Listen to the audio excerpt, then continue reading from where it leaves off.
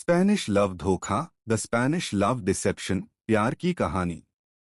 Catalina Martin Leena New York में एक engineer है। उसकी बहन की शादी स्पेन में हो रही है, लेकिन उसे एक दिक्कत है। उसका परिवार मान चुका है कि उसका बॉयफ्रेंड है, जबकि हकीकत में वह सिंगल है।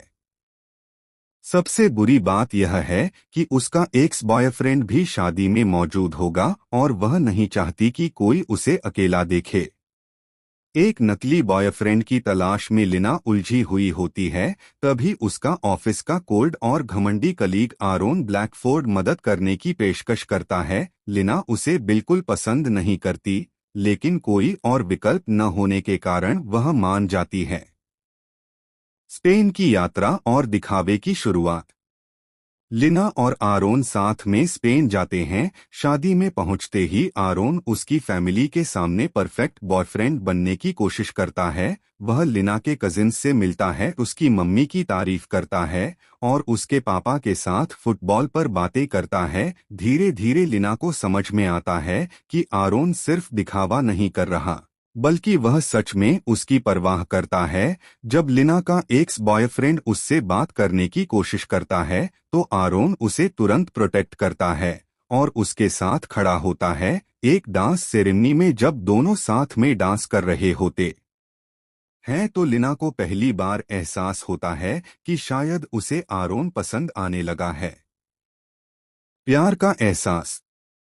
शादी के दौरान आरोन की छोटी छोटी चीजें लिना को हैरान कर देती हैं, जैसे उसके पसंदीदा खाने का ध्यान रखना, उसके साथ लंबी बातचीत करना और उसे हंसाना।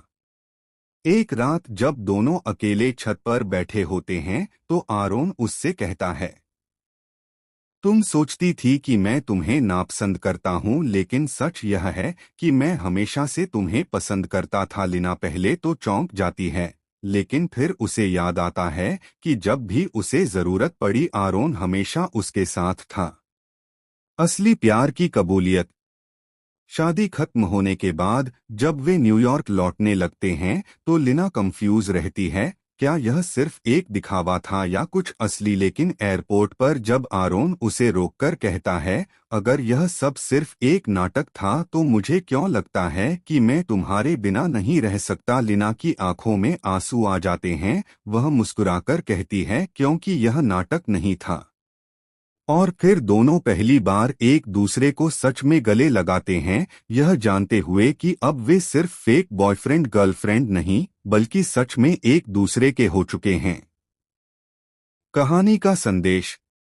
प्यार वहीं होता है जहां हम सबसे कम उम्मीद करते हैं। असली प्यार धीरे धीरे पनपता है, लेकिन जब होता है तो बहुत खूबसूरत होता है। कभी कभी जो हमें सबसे ज्यादा चिढ़ाता है, वही हमारे दिल के सबसे करीब होता है। क्या आपको यह कहानी पसंद आई?